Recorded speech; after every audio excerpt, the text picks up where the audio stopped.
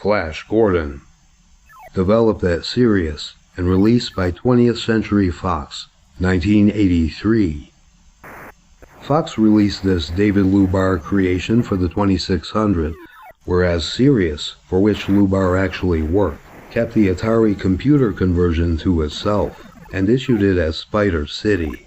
The console version came out before, or concurrently with, that Tom McWilliams 8-bit adaptation. As Fox owned the movie title, Sirius's change to Spider City was possibly based on the company's unwillingness to include Fox's name on the 400-800 packaging, like it had with Fantastic Voyage a year before. This may also pertain to the 1983 Lubar game Space Master X7 and its computer equivalent Alpha Shield. McWilliams did astonishing translation work. As with Fantastic Voyage, the versions are identical apart from the slightly larger 2600 graphics.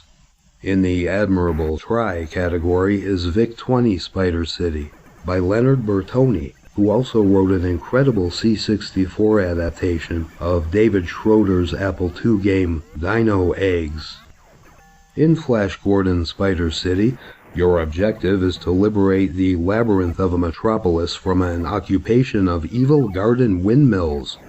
They're called Spider Warriors in the manual, but that doesn't make sense.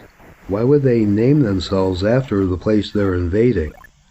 Speaking of that place, it can be fully monitored on the radar screen, and it appears to be modeled after an anthill. The citizens were probably averse to calling it Ant City, because they didn't want other space people to mistake it for Ant, A-U-N-T, City, which would have sounded as if it were full of sissies. As you can see, the city comprises a network of tunnels. Its ultimately chosen name clearly relates to the fact that it's shaped like a spider, with a glandular problem. The upper portion of the screen displays the shoot-'em-up action. The illusion of movement is resourcefully provided via columns of distant stars, or perhaps space people streetlights. They scroll across the playfield as you fly horizontally and undulate in place when you travel vertically. It works. Maneuver your ship through the tunnels and make contact with the intruders, whose factions appear as blips on the radar. You're the city's lone protector, as the residents are sissies after all. The enemy windmills are so confident of this that they're all napping. Individually awaken each group of 6, blasting away while they rouse themselves or try to escape you immediately thereafter. If you shoot 5 or 6 before they exit the playfield, you'll hear a low-pitched doorbell. No, nobody's coming to visit your ship. It's now shielded for a few seconds. This also occurs when you've lost a ship and assumed control of another. You'll destroy anything with which you collide until the shield dematerializes, which will take place just after you hear a high-pitched doorbell. If you play this game long enough, you get hungry for pizza.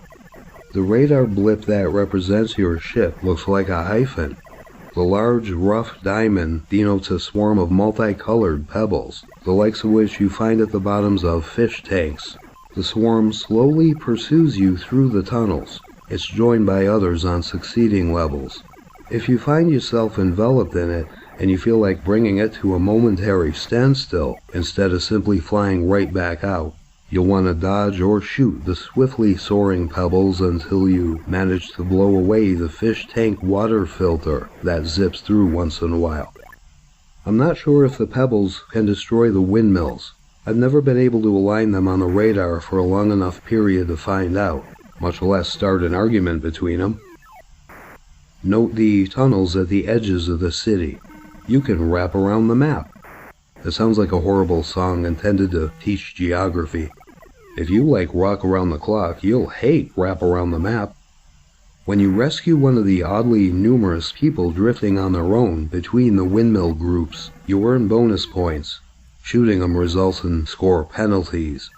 I don't know how they could have been stupid or unlucky enough to find themselves floating shiplessly through space. I was just shopping for aquariums, and the next thing I knew, taking out the flying saucers that you'll also encounter isn't worth anything but points either. Well, plus the usual fun of turning a game character into death dots. When you've finished off the last of the windmills, you're rewarded with a hall of mirrors, which you fly down in extravagant first-person style. Some heroic, skillful, and fearless rescuers of entire municipalities can be so vain. Now you're in a spider city of another color, or maybe it's the same one and they have repainted. If that's the case, they certainly haven't learned how to prevent occupations. The levels grow more difficult in a very gradual fashion. The enemies steadily speed up, basically. Flash Gordon/Spider City's rare quality among games with split screens is that you actually have to pay attention to both displays. In addition, the graphical interaction and control receptivity are meticulous, despite the recurring uniform invasion, which frankly I've fabricated. The manual has you attacking Spider City, which is rather unkind considering that everyone's asleep. You feel quite triumphant after eliminating a whole maze's worth of bad guys. Now where's my reward from the women of Spider City? Alright, the next game is Frostbite.